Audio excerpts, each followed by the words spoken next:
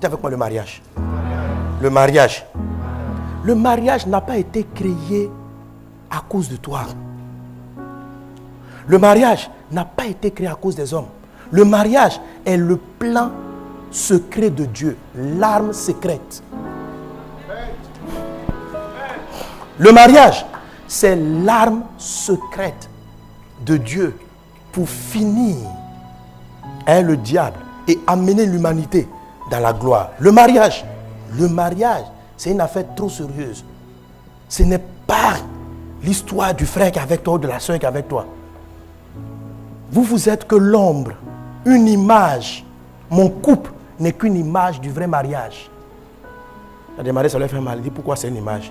Bon, toi à ton niveau c'est bien, sois satisfait. Mais il y a quelque chose de plus grand. Et tu vas bientôt entrer dans cette dimension. Éphésiens chapitre 5. L'apôtre Paul dit une phrase qui est bizarre.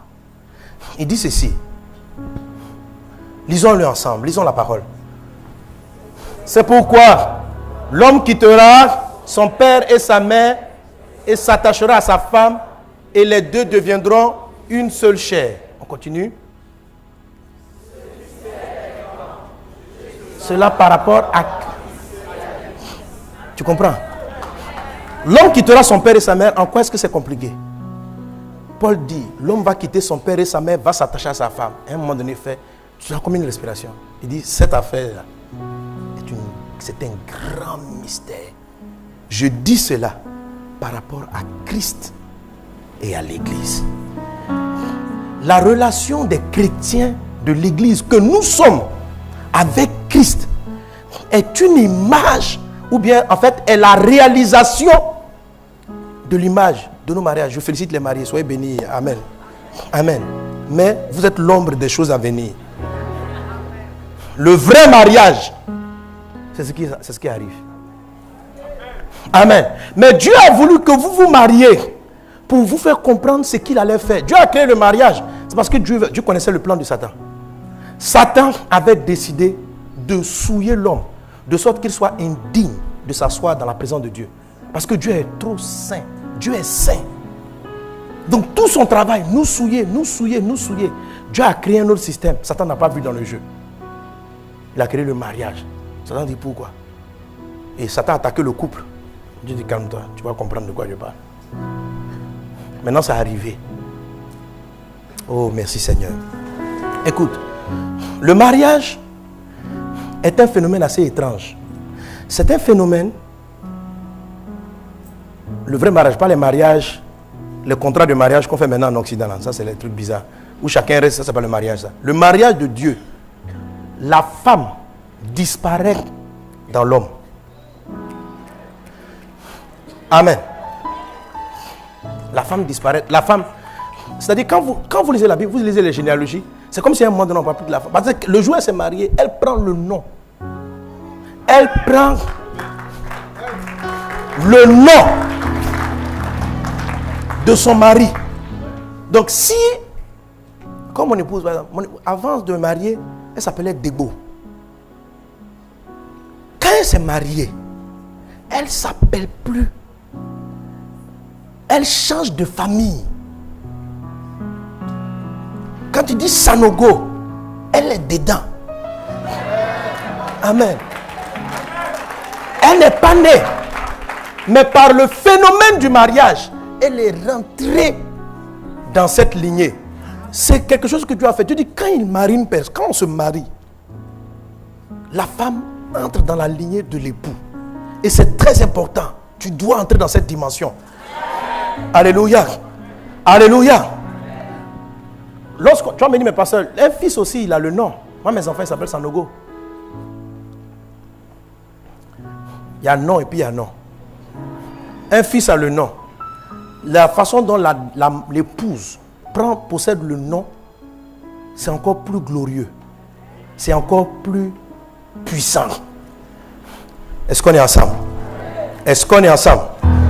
En fait, mes amis, avant le retour de Jésus, Satan, sachant qu'il a peu de temps, va déployer une puissance terrible pour faire rétrograder tout le monde. Mais la tentation sera forte. Je vous ai montré dimanche dernier des images. Comment la marque de la bête est en train de s'installer dans le monde. La marque 666. Elle va venir sous forme de puce qu'on mettra sur le front, sur la main. Et la Bible dit, la puce là, on ne pourra ni acheter ni vendre si on ne la porte pas. Alors quand vous entendez une telle phrase, qu'on ne peut ni acheter ni vendre, vous vous dites, mais comment on peut vivre? Comment tu peux mettre tes enfants à l'école? Parce que mettre des enfants à l'école, se déplacer, c'est de l'achat. Tu vas acheter le woro, tu vas louer le woro, tu lui donnes l'argent pour qu'il puisse te déplacer. Donc tout est commercial. Mettre un enfant à l'école, tu prends l'argent que tu as, tu l'envoies avec ça à l'école, tu achètes les livres, tout est commercial. En tout cas, la majorité des choses sont commerciales. Et ça nous amène à nous dire ceci, qu'on ne peut rien sans l'argent. Effectivement, Satan va essayer de contrôler toute la terre. Les chrétiens qui sont au niveau de fils seront vaincus à ce niveau-là. Ils ne pourront pas. Parce que les fils, les chrétiens fils, en fait, la puissance que quand tu es un chrétien fils, elle est puissante, mais elle est faible par rapport aux séductions que le diable va mettre en place. Alléluia. Il faut marcher dans une dimension supérieure. Et c'est pourquoi je dis, tu dois changer de niveau. Tu dois entrer dans une nouvelle dimension. Et la dimension meilleure, c'est la dimension de l'épouse. Quelqu'un est là avec moi? Les sorciers vont occuper la plupart des entreprises. Et ils vont vous dire, si vous ne vous prostituez pas, si tu ne t'adores pas le diable, si tu ne rentres pas dans nos magouilles, on ne te donne aucun marché. Les portes vont sembler fermées pour tous les gens de croyants. Et la plupart de ceux, des chrétiens fils, risquent de rétrograder. Ça sera trop dur pour eux. Ils vont connaître la pauvreté, la misère, les difficultés. Ça sera compliqué.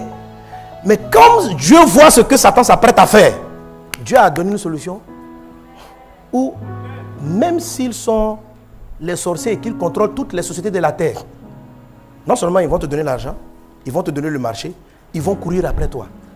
Si tu es fils, on va courir après toi. Si tu es épouse, on va courir après toi. Je suis en train de dire que dans les temps de la fin, ceux qui sont fils ça va être très difficile pour eux. Ceux qui sont épouses vont être prospères malgré toute la compromission du diable, sans se compromettre avec Satan. On m'a raconté l'histoire d'un frère de cette église. Amen. Une histoire vraie. Pour montrer que Dieu n'est pas obligé de te faire entrer, Dieu n'est pas obligé de composer avec le système du monde pour te donner la victoire. La victoire en Jésus. Sans compromission, tu vas régner. Dis avec moi, je règne. Je règne. Je règne. Je règne. Dans la dimension de l'épouse. Alléluia. Dans la dimension de l'épouse, on sera un peu comme Élie. Vous savez, la Bible dit que quand la famine a frappé les nations et que Élie est parti au torrent de Kérit, Dieu a envoyé pour nourrir le prophète Élie des corbeaux. Dis avec moi les corbeaux. Vous savez, dans la parole de Dieu, le corbeau est synonyme de malédiction. C'est un oiseau, un peu comme le bouc. Ce sont des animaux qui sont classés côté maléfique. Et je ne comprends pas pourquoi Dieu n'a pas utilisé des colombes pour venir nourrir son serviteur, le prophète Élie. Mais Dieu a envoyé des corbeaux. En fait, c'est une préfiguration de la dimension des croyants consacrés au niveau de l'épouse. Ceux-là, les corbeaux, ça veut dire les diaboliques. Tous ceux qui servent le diable, ils viendront t'apporter les marchés sans que toi, tu ne signes avec qui que ce soit. Quelqu'un est avec moi? Tu n'as pas besoin de te compromettre. Tu n'auras pas besoin de porter la marque de la bête pour avoir ton argent. Tu n'auras pas besoin de la marque de la bête pour manger. Tu n'auras pas besoin de la marque sur ton front pour te marier. Tu n'auras pas besoin de ça. Mais si tu n'as pas passé la nouvelle étape, tu auras besoin de te compromettre. Si tu refuses, ça sera la grosse souffrance. Dis au voisin, change de niveau. Change de niveau. Et c'est la dimension de l'épouse qui va te propulser à ce niveau-là. Alors, je peux parler de ce frère. En fait, ce qui s'est passé, c'est que c'est une grosse boîte internationale. Les gens sont venus dire, ils se sont rendus compte qu'il était chrétien et qu'il n'était pas dans leur secte. Or, tous les grands dirigeants appartiennent à une secte occulte. Donc, ils l'ont appelé.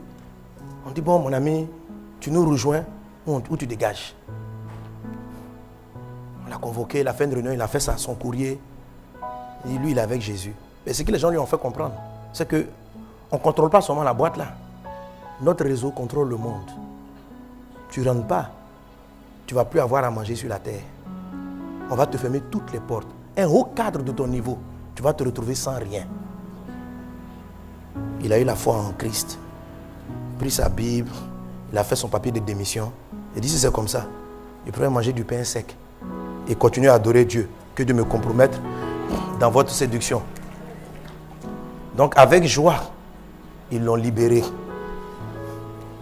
Quelque temps après, comme c'est une grosse boîte et qu'elle a de nombreux clients, c'est une boîte qui parle en milliards, et les gros clients ont appelé, se sont rendus compte que le directeur avait été changé. Donc ils appellent la maison mère. L'ancien directeur là, où il est parti? On dit non, on l'a changé. Il dit bon, nous on vous dit quelque chose. C'est avec lui on veut travailler.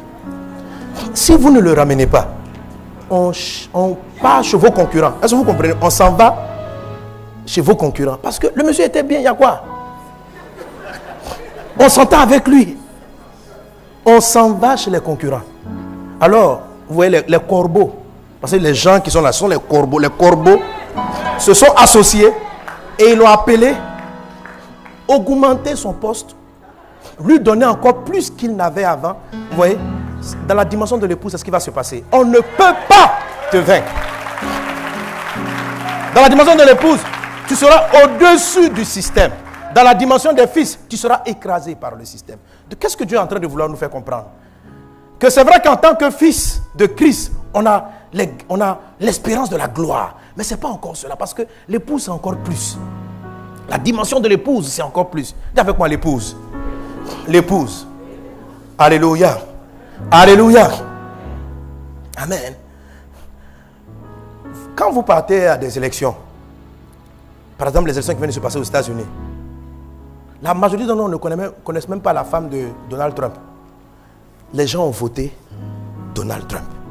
C'est lui qu'ils ont choisi. Mais quand elle va rentrer dans la gloire, sa femme, qu'on n'a pas élue, va participer à la gloire. C'est-à-dire que quand elle arrive quelque part, on dit Madame Trump. Tout le monde tremble, comme si on avait eu affaire au chef de l'État lui-même. Mais pourtant, cette femme, vous n'avez pas voté pour elle. Vous n'avez pas choisi. Mais simplement parce qu'elle est mariée, elle participe à la gloire. Quelqu'un est en train de me dire, on dit, mais pasteur, mais le fils aussi porte le nom. Écoute-moi. Si tu vois une voiture présidentielle passer, et tu vois le fils du chef de l'État sortir par le toit ouvrant et saluer la population comme ça, c'est le fils, hein? Tu vas dire quoi? Tu vas dire n'importe quoi dans ce pays. N'importe quoi. Regardez, c'est toi qu'on a choisi, mais c'est pas croyable. Vous allez en vouloir au chef de l'État. C'est lui qui laisse ses enfants faire n'importe quoi. Il se prend pour qui? Il se prend pour qui? C'est un fils légitime, portant le nom de son père. Mais il n'a pas le droit de participer à la gloire de papa. C'est à la maison, papa peut lui donner des privilèges. Mais la gloire du chef de l'État n'est pas à lui. Mais sa femme qui n'a pas le nom de naissance, sa femme qui a eu le nom le jour du mariage, si la femme du chef de l'État sort par le toit ouvrant et elle vous salue, elle dit, hé, la première dame, la première dame, la première dame. Quand le chef de l'État s'assoit sur son fauteuil, si le fils vient s'asseoir à côté, tu dois dire, il faut quoi là? Si c'est l'épouse, elle n'a pas le nom de naissance, elle est devenue épouse. Dès qu'elle est devenue épouse, la gloire qui est sur lui réjaillit directement. Amen. On ne sait pas quelles sont ses études. On a voté le président pour ses compétences parce qu'il nous plaît. On n'a pas choisi sa femme. Mais le mariage fait que une épouse entre directement de facto dans la gloire du roi. L'épouse, la dimension, tu dois entrer dans cette dimension. Parce que ça se dit, tu pourras participer à la gloire du roi. Pourquoi? Parce que c'est vrai que tu t'appelles du nom de Jésus parce que tu as accepté Christ comme Seigneur et Sauveur. Mais là, c'est en tant que fils. Maintenant, Dieu veut que tu aies ce nom en tant qu'épouse. C'est différent, c'est encore plus puissant. C'est encore plus puissant. Quelqu'un était avec moi? Pour Pourquoi Dieu veut te donner son nom? Pourquoi dans le mariage, Dieu fait que la femme change de nom? Pourquoi? C'est tellement important. Alléluia. Qu'elle soit inclue. C'est pour mieux participer à la gloire. Mais vous voyez, Jésus qu'on adore. Amen. La Bible dit ceci. Il a reçu un nom au-dessus de tout nom. De sorte qu'au nom de Jésus, tout genou fléchisse dans le ciel, sur la terre, sous la terre. Écoute-moi, quels que soient les sorciers et quel que soit leur pouvoir sur cette terre, Dieu a fait en sorte que le nom de Jésus les fait fléchir tous. S'ils sont partis chercher leur magie sous la terre, avec les esprits de mort, quand on dit le nom de Jésus, Christ, ils fléchissent les genoux. Tu comprends? Maintenant, quand tu nais de nouveau, quand tu deviens l'épouse, le nom de Christ là, on colle ça sur toi. Tu t'appelles, maintenant c'est que je vais m'appeler bientôt Christ Mohamed. Oh. Amen. Mais toi aussi, il faut t'appeler. Dis pour toi. Donne ton nom, prénom. C'est pourquoi ne vous laissez pas séduire. Quand les gens vous font écrire les papiers, on dit on veut ton nom de jeune fille. Marc, ça, faut pas. Quand tu te présentes, faut pas parler comme eux ils parlent. Quand ils veulent, on dit non, Madame Degbo, épouse. Non. Tu es Madame Dan. Parce que c'est ce qui fait ta gloire. Amen. Mais c'est une image. Tu vas dire non, parce que mon mari n'est pas trop glorieux. Bon. Parce qu'il y a des femmes, quand elles épousent, quand le nom de leur papa était très glorieux et que le nom de l'époux est moins glorieux, elles vont préciser sur la liste, elles vont garder le nom des familles pour qu'on sache que, par exemple, tu es né quand tu es une famille Ufo-Boyen et puis tu maries quelqu'un, tu maries Sanogo, tu vois, Ufo-Boyen, Sanogo, ça va. Donc tu vas dire que, mais ça c'est dans le monde. Mais le nom de Jésus, il est au-dessus des noms des Oufoué, des noms de Barack Obama, des noms de Trump. Un nom au-dessus de tout nom. Alors ne te gêne pas, prends-le. Alléluia. Alléluia. Amen. C'est ce qui fait que les gens qui vont entrer dans la dimension de l'épouse, le monde va être au garde à vous. De la même manière que devant la première dame, le monde est au garde à vous. C'est ce que Dieu veut que tu fasses. Parce que si tu restes la dimension de fils, quand tu vas vouloir manifester, est-ce que vous savez, les gens vont te ramener, ils vont te dire que tu n'es que le fils. Ils vont te rentrer dans les côtes. La puissance que le diable va manifester, le statut de fils va être noyé. Il faut que tu portes le nom de Christ, non pas en tant que fils, mais en tant qu'épouse. Dis, je deviens l'épouse. Je deviens l'épouse. Je deviens l'épouse. Donne un bon amen à Jésus. Donne un bon amen à Jésus. Alléluia. Alléluia. Je suis l'épouse. Réalise que tu es l'épouse. Mes amis, Dieu tient à cela. Et ce statut-là change le type de relation que tu as dans ton cœur, dans tes attitudes. Tu ne dois plus à un moment donné chercher les choses comme un fils. Tu dois les chercher comme une épouse. Tu dois adorer comme une épouse. Tu dois célébrer comme une épouse. Et l'année qui va commencer, amen, nous allons aborder ces choses-là en détail. Alléluia. Amen. Vous savez, quand on a de la dimension d'épouse, il y a des choses qu'on accepte pour les fils, qu'on ne peut pas accepter pour l'épouse. Dans un mariage, amen, une des caractéristiques du mariage, c'est l'exclusivité. C'est l'amour exclusif. Quand on est fils, on peut aimer, on peut admirer d'autres choses. Quand la Bible décrit le Seigneur comme étant un Dieu jaloux, mais en fait même tout cela traduit la dimension, prépare la dimension de l'épouse. Amen. Amen. Dans la dimension de l'épouse, on va avoir la gloire. Il y aura une différence entre les chrétiens. Vous allez voir des gens à qui Satan va donner la richesse. Mais ce sera une richesse poison. même des chrétiens. Et vous allez avoir la richesse et la prospérité, la faveur qui relèvent de la dimension de l'épouse. Amen. Satan, pour nous éloigner de la dimension de l'épouse, va amener sur la terre une grande séduction. Mais le Seigneur veut te préserver. C'est pourquoi il permet à ce que tu entendes ces choses-là. Alléluia. Alléluia. Pour devenir épouse, il faut d'abord devenir fils. Il faut naître de nouveau. Et quand tu le deviens, je vais t'expliquer progressivement, mais juste un petit point qui nous amène à la gloire, ce que j'appelle l'amour exclusif.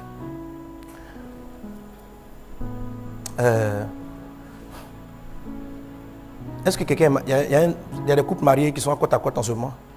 Les couples mariés, levez-vous. Tu t'as avec ton conjoint juste à côté. Levez la main. Les nouveaux aussi, levez. Ah, vous aussi. Ma fille, lève ta main. Foi et certitude. Donc vous êtes côte à côte. Ok. C'est puissant. Amen. Alors vous savez de quoi je parle. Même ceux même qui sont mariés dont le mari n'est pas à côté. Si vous regardez la télévision, et puis la femme voit un bel homme, ou bien une belle femme qui passe. Et puis elle dit, hé, elle est belle. Toi le mari, tu regardes la télé avec elle, tu peux te dire ça, mais pas beaucoup. Tu dis, elle est belle. Si tu fais l'erreur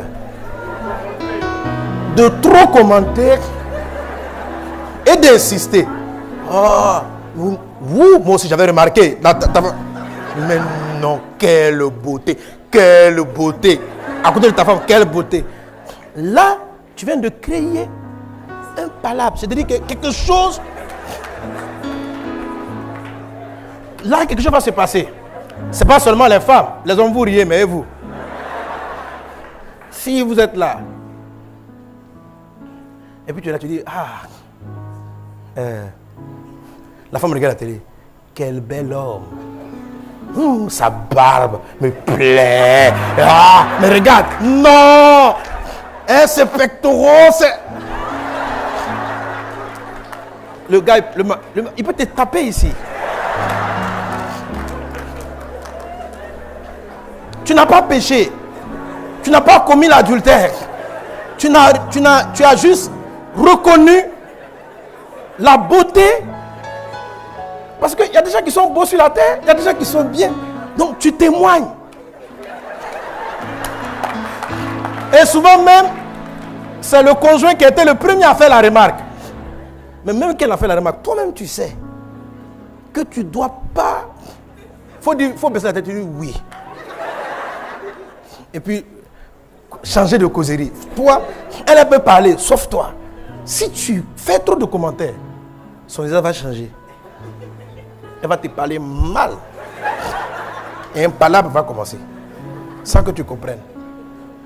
Le mariage avec Jésus, c'est comme ça. Les fils, un fils peut apprécier quiconque passe à la télé.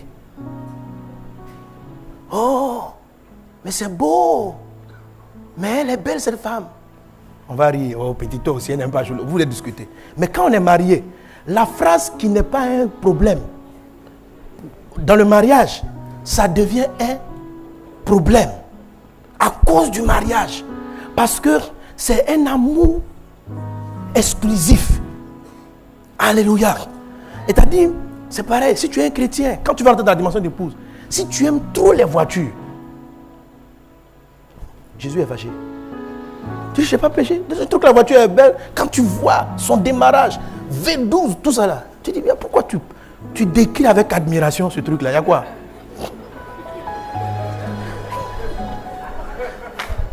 Est-ce qu'on est ensemble? Est-ce qu'on est ensemble? Jacques chapitre 4. Jacques dit, parce qu'en fait, cette façon de faire peut vous priver de certaines... Donc, Jacques chapitre 4, verset 3. On peut la voir, voilà. D'où viennent les luttes et d'où viennent les querelles parmi vous, n'est-ce pas? De la passion qui combattent vos membres. Continuons rapidement. Vous convoitez et vous ne possédez pas. Vous êtes meurtrier et envieux et vous ne pouvez pas obtenir. Vous avez des querelles et des luttes et vous ne possédez pas. En avance, pas parce que vous ne demandez pas, vous demandez et vous ne recevez pas parce que vous demandez mal, dans le but de satisfaire vos passions. C'est-à-dire, Tu as des choses que tu aimes bien. Et quand on va rentrer dans la dimension d'épouse, il y a beaucoup de sujets. Parce que ça te passionne trop. C'est même si ce n'est pas mauvais, Dieu ne va pas te donner. Surtout ceux qui aspirent à la dimension de fils, de l'épouse, pardon. Amen. Vous demandez, parce que vous demandez pour satisfaire vos passions. Regardez le texte. Il dit quoi? Adultère que vous, ne savez-vous pas que l'amour du monde est inimitié contre? Est-ce que vous suivez? Le mot adultère, Dieu est fâché. Il dit adultère, c'est un peu comme si, par contre, injurié, mais en tout cas, il n'est pas content. Mais pendant longtemps, je lisais ce texte, je me suis posé la question, qu'est-ce que le mot adultère vient faire ici? J'aurais pu comprendre des mots du genre mondain. On dit quelqu'un qui aime le monde, qui est passionné du monde. Le mot mondain, c'est le mot, je ne sais pas, charnel que tu es. Quand on dit adultère, on rentre dans une affaire de mariage, frère. L'adultère, c'est lorsqu'un conjoint trompe l'autre. Ici, on n'a pas vu quelqu'un dire qu'il est devenu idolâtre. Il n'a pas dit vous adorez d'autres idoles. Il dit vous priez, vous aimez d'autres choses, vous êtes passionné par le football, vous êtes passionné par d'autres choses. Et puis il crie adultère. Quel est le lien? Jean, tu es en train de me trahir. Tu es en train de tromper un mariage. Mes amis, la parole de Dieu, c'est une affaire de mariage. C'est une affaire de mariage. Quand ton cœur aime Jésus et que tu donnes sa gloire, en fait, tout le reste, tu as droit. Mais quand tu es avec lui, là, il est le seul. C'est pourquoi tout à l'heure, je chantais toi seul est digne de recevoir la gloire, de recevoir l'honneur, de recevoir la louange. Louer, c'est quoi? C'est dire que quelque chose est joli. La voiture est belle. Il dit non, c'est moi seul. Quand on dit que quelqu'un est beau là, il y a quelqu'un qui me dit, mais Dieu aussi, quand même, il est trop absolu, il est trop absolu. Mais c'est des petites choses qui font la différence entre les fils et l'épouse. C'est des petites choses qui font la différence entre les fils et l'épouse. Pour un fils, dire ça ne pose aucun problème. À la limite, tu vas l'encourager à aller acquérir. Mais pour une épouse, ça pose un problème. Parce que quand on est devant, le mari ne doit apprécier. C'est pourquoi il y a des femmes qui veulent jeter le téléphone de leur mari. Parce qu'elle trouve que tu passes trop de temps au téléphone. Elle est jalouse de ton téléphone. Il y a des maris qui sont jaloux du travail de leur femme. Pas parce qu'il ne veut pas que tu travailles, mais parce que tu restes au travail jusqu'à 3 heures. Ce sont des temps d'exclusivité. Et quand vous commencez à faillir à ces choses, ça crée un problème dans le couple. Mais il n'est pas contre le fait de travailler. C'est le fait que la personne doit être la plus importante. Amen. C'est ce qui amène un croyant à quitter la dimension du fils pour entrer dans la dimension de l'épouse. Parce qu'il pense comme une femme mariée. Il pense comme on pense au mariage. Un fils pense comme un enfant. Une épouse, bien une fiancée, pense en termes de mari. Ça fait une différence dans la manière dont on adore. Ça fait une différence dans la manière dont on parle avec Dieu. Ça fait une différence. Est-ce que quelqu'un suit? Donnez un bon amen. Donnez un bon amen. J'entre dans la dimension de l'épouse. Dis avec moi, j'entre dans la dimension de l'épouse. J'entre dans la dimension de l'épouse. Alléluia. Alléluia. Cette dimension va te faire vivre la gloire. La gloire. Lorsque tu rentres là-dedans, tout ce que tu attendais depuis des années devient réalité. Ce qui te manque, c'est la gloire. La gloire attache toutes choses, toutes sortes de faveurs. Et c'est cela que quelqu'un me demandait, mais comment tu fais? Parce qu'en fait, tu ne t'intéresses plus à ce qui te passionne.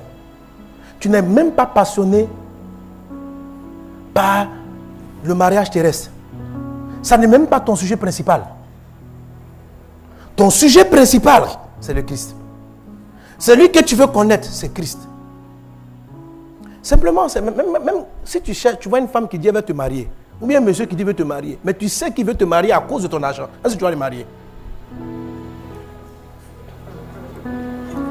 En tout cas, si tu le maries, c'est que tu es bizarre. Parce qu'il ne t'aime pas, c'est ta poche qu'il aime. Quelqu'un est-il avec moi? Il y a beaucoup de gens qui n'aiment pas Dieu. Ils aiment ce que Dieu donne avec sa puissance. Mais Dieu même, il n'aime pas. En tout cas, ils ne sont pas des amoureux de Dieu. Quand ils chantent et qu'ils adorent, c'est avec un œil qui regarde. Hey, il paraît que quand on adore beaucoup, on se finit par se marier.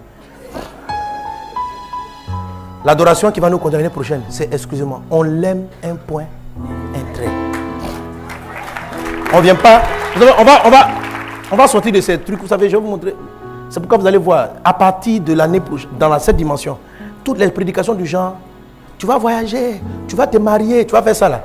Ça là, ce sont des prédications des domestiques et ce sont des prédications niveau fils. Ça n'a rien à voir avec le niveau de l'épouse. Quelqu'un qui est dans la dimension de l'épouse, tu penses, c'est quel message?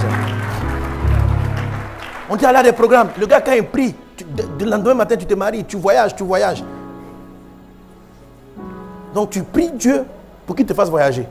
Ah, c'est tout ce que tu as vu chez Dieu. Dieu grand comme ça, là. C'est le voyage. Eh, mes frères, c'est une petite vision du monde, ça. Si j'ai Dieu, il va m'ouvrir les portes du mariage. C'est une petite vision de Dieu. Il faut la voir, lui. Écoute, l'année prochaine, la dernière fois, j'ai dit un petit mot là-dessus.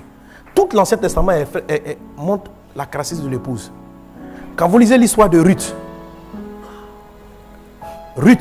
nous présente les deux tableaux. Ceux qui sont restés fils et ceux qui sont devenus épouses. Orpa aimait Naomi comme Ruth aimait Naomi. Mais quand maman Naomi devait repartir dans son pays, elle a dit, je n'ai pas d'enfant qui puisse, je ne peux pas te donner un mari. À cause de ça, on va dire, maman, je t'aime, hein? Je t'aime. Mais quand je vais me marier là, je vais venir te soutenir, je vais venir. Et Orpa est resté chez Moab. Ruth a renoncé aux besoins légitimes d'une femme pour servir sa belle-mère. Elle a renoncé. Ce qui l'a menée est dans sa renonciation. Elle n'a pas trouvé un mari. Elle a trouvé le mari. Celui qui vient du ciel. C'est ce mari-là, Boaz. C'est lui qui a fait que Ruth, une païenne, est devenue par le mariage une aïeule de Jésus-Christ lui-même. Parce que quelqu'un n'a pas été passionné ni par l'argent, ni par la gloire, ni par les honneurs, mais par un seul désir. Faire ce qui est être fidèle, loyal, soumise, aimant. C'est pourquoi Jésus a dit ceci. Il n'y a personne qui ayant quitté à cause de moi. Tout ce que la terre peut lui apporter, n'obtienne ça le centuple. C'est la raison pour laquelle je dis à mon ami, moi je ne demande pas l'argent. Ça ne m'intéresse pas. Je demande Dieu. Je te veux, Seigneur. Tout ce que je sais, c'est toi. Et puis je sais qu'est-ce qu'il aime. Je vois qu'il aime les gens qui sont perdus. Il veut qu'ils soient sauvés. Donc je me vertue à ça. Je lui demande la grâce pour aller les aider. Je lui demande l'onction pour aller les aider. Et il me surprend en cascade. Comment ton mari peut habiter dans le luxe et puis va te laisser dans la galère? Quand tu te maries, est-ce que tu demandes la maison? Où ton mari est, tu habites? Quand tu te maries, tu vois, il y a déjà des choses qu'on demande parce qu'on est fils. Mais que ta mentalité change et que tu entres dans la nouvelle dimension, dans le puissant et précieux nom de Jésus. Donne un bon amen à Jésus. Christ nous conduit dans cette dimension. Alléluia. Alors dimanche dernier, je vous montrais que la pression allait être tellement forte que la plupart des chrétiens allaient rester à la dimension du fils et n'allaient pas profiter de la dimension de l'épouse. N'allaient pas profiter de la dimension de l'épouse. Et quand tu ne rentres pas dans la dimension de l'épouse, les pièges de l'ennemi vont te vaincre. Les pièges de l'ennemi. Satan, en ce temps de la fin, va manifester une grande séduction. Donc, la première raison pour laquelle tu dois passer l'épouse, tu dois devenir épouse, c'est pour entrer dans tout ce que tu as toujours recherché, la gloire de Dieu. La passion de Dieu, la gloire de Dieu. La deuxième raison pour laquelle tu dois demander la dimension de l'épouse, je vais introduire cette deuxième dimension et on en parlera un peu dimanche prochain. Dimanche prochain, ça sera un peu spécial. Hein. On aura un culte très spécial parce que c'est quoi dimanche prochain? Voilà, il ne faut pas manquer le culte. Amen. Il ne faut pas aller à la plage. Viens adorer Dieu puis après tu vas partir. Amen. Amen, amen. Donne un bon amen à Jésus. Donne un bon amen à Jésus. Satan sait qu'il a peu de temps. Son jugement est proche. La fin du monde est proche. Satan va déverser une grande séduction dans les temps de la fin. Beaucoup de croyants des vrais croyants, vont se détourner de Dieu tout en venant à l'église. Quand vous lisez l'Apocalypse chapitre 3, verset 14, on parle d'une église qu'on appelle Laodicée. On dit qu'elle était riche, mais Dieu la regarde et dit: tu es pauvre, misérable, aveugle et nu. Il y aura dans l'église des gens qui vont se marier, mais dans la chair, qui seront disqualifiés, qui vont rétrograder, qui ne pourront pas tenir face au temps de la fin. Il y a ceux qui vont se marier selon le cœur de Christ, qui vont avoir leur argent, qui vont être dans la dimension selon le cœur de Christ. Et c'est dans cette dimension-là que Dieu veut t'amener. Satan, pour détourner la majorité des croyants, va utiliser une grande séduction. Daniel chapitre 11, verset 32. Et c'est seule la dimension de l'épouse qui va aider à avoir la victoire. C'est ce que Daniel dit. Lisons-le ensemble. 1, 2, 3. Il séduira par des flatteries les traîtres de l'alliance. Agiront avec fermeté. Amen. Amen. Donc la parole de Dieu dit que le diable, le il là c'est le Satan, c'est l'antéchrist en fait, l'antéchrist. Il va séduire par des flatteries. Satan va flatter, il va mentir, il va tromper. Il va séduire par des flatteries les traîtres de l'alliance. L'alliance dont il est question, c'est l'alliance du mariage avec le Christ. Donc ceux qui ne vont pas contracter cette alliance, qui ne vont pas être dans cette dimension, seront séduits. Il va les flatter. Il va les tromper. Il dit, il séduira par les flatteries les traîtres de l'alliance. Mais ceux du peuple qui connaîtront leur Dieu agiront avec fermeté.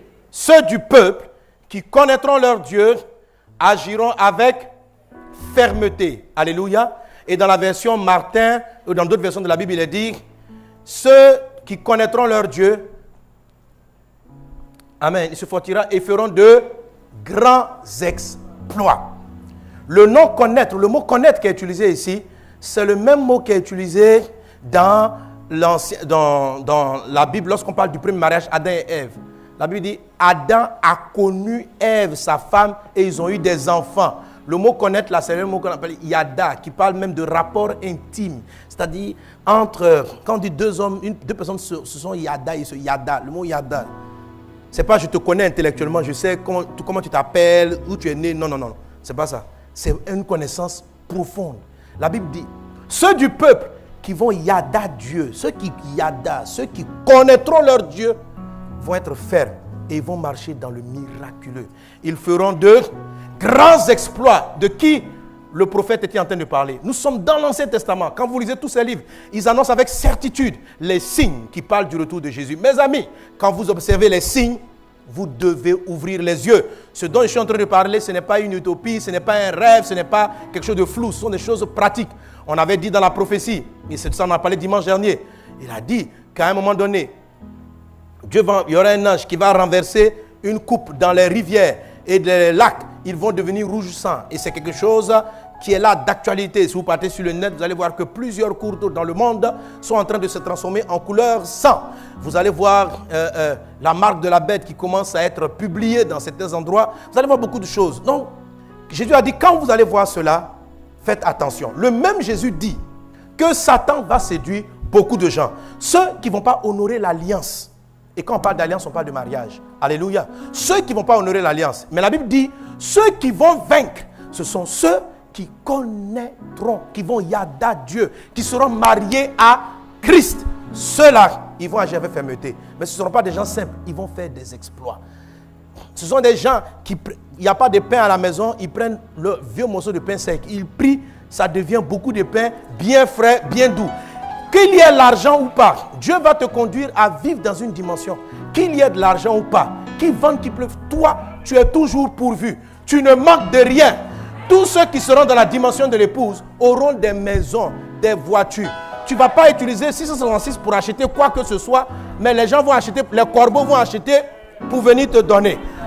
Tu ne vas pas porter la marque de la bête, mais tout le monde va décider que toi, tu sois chef d'État, toi, tu sois gouverneur, on va te positionner. Pourquoi? Parce que tu marches dans la gloire, parce que tu n'es pas soumis à leurs problèmes. Le nom que tu portes, le nom de Christ, les amène à se prosterner tous devant la gloire qui émane de toi. C'est pourquoi tu dois absolument décider. C'est une décision. C'est un choix de vie. C'est un choix d'être amoureux de Dieu. C'est un choix de ne plus être fan de quoi que ce soit, si ce n'est que Dieu seul. Sois plus fan de football. Sois fan de Jésus. Tu as dit, mais pasteur, est-ce que je dois arrêter de jouer au football? Non, il ne faut pas arrêter. Amen. Mais joue au football même pour Jésus. Joue au football pour évangéliser tes collègues footballeurs. Tu dis, pasteur, est-ce que j'aime la menuiserie? Oui, mais il ne faut plus aimer la menuiserie. Aime Dieu au travers de ta menuiserie. Fais le bois. Fais ta menuiserie comme pour plaire à Christ. C'est ça être amoureux de Jésus. Tu imagines, quand tu conçois ta table, tu fais comme si c'est Jésus qui allait venir manger là-dessus. Ça, c'est aimer Dieu. La Bible dit, servez vos maîtres et vos patrons avec empressement comme servant le Christ. Les chrétiens dans la dimension de l'épouse seront des gens excellents. Je vais vous enseigner. L'épouse est excellente dans tout ce qu'elle fait. Si c'est un maçon excellent. Parce que le truc, c'est qu'il ne construit pas ta maison pour toi. Dans son esprit, c'est comme si Jésus allait venir lui-même habiter là-dedans. Ça lui donne l'excellence dans tout ce qu'il fait. Alléluia. Pourquoi quand vous arrivez à l'église, il dit, on a climatisé l'église, ce n'est pas à cause de toi. Amen. C'est pour que, amen, c'est par amour. Je me dis que le ciel est propre. Dieu est beau. Dieu aime le propre. Dieu aime ce qui est bien fait. Non, on n'a qu'à bien faire les choses. Pourquoi on ne peut pas bien faire? Amen. C'est juste pour l'adorer. Parce qu'on l'aime. Alléluia. Maintenant, quand on aime Jésus, toi aussi tu es à l'aise là-dedans. Mais tu n'étais pas l'objet au départ. Amen. Tu es un objet secondaire. Ce n'est pas pour te vexer. Je t'aime beaucoup dans l'amour de Jésus. Alléluia. Donne un bon amen à Jésus.